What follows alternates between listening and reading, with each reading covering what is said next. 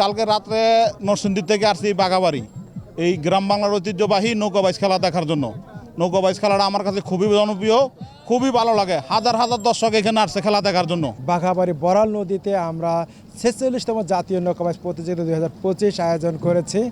আমরা এবছর এই অঞ্চলে যেসব নৌকাবাইজ হয়েছে সেখান থেকে আমরা সুপার 8-এর 8টি নৌকা সিরাজগঞ্জ এবং পাবনার অন্তর্গত যেসব থানা রয়েছে সেসব থানা থেকে 8টি নৌকা অংশগ্রহণ করেছে। বাঘাবাড়ি ঘাটের যে নৌকা প্রতিযোগিতা হচ্ছে সকালবেলা থেকে নৌকা উপভোগ করছি, অনেক ভালো লাগতেছে।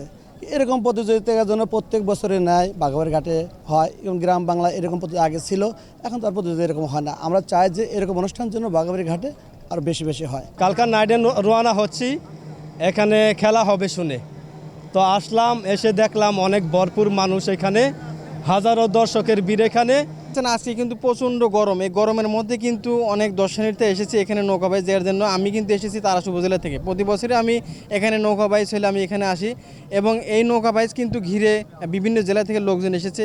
আর আমি চাই যে এখানকার যারা আয়োজকরা আছে প্রতি বছর যেন এরকম সুন্দর একটা আয়োজন করে। ওয়ালটন এখন দেশের সীমানা পেরিয়ে পৌঁছে গিয়েছে 50টিরও বেশি দেশে। ওয়ালটন, ঘরে ঘরে বিশ্বজুড়ে। বিভিন্ন ধরনের দেশীয় খেলা আয়োজন করেছি। ইতিমধ্যে আপনারা জেনেছেন আমরা হাডুডু, ভলিবল, ফুটবল এবং সর্বশেষ আমরা নৌকাবাইজ আয়োজন করেছি।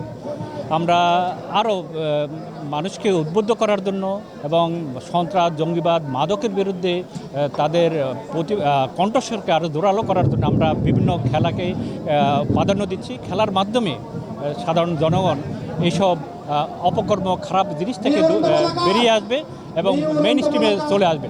মাননীয় প্রধান উপদেষ্টার নির্দেশনায় আমরা গত বছর দেশব্যাপী তারুণ্য উৎসব পালন করেছি, ব্যাপক সাড়া পেয়েছি।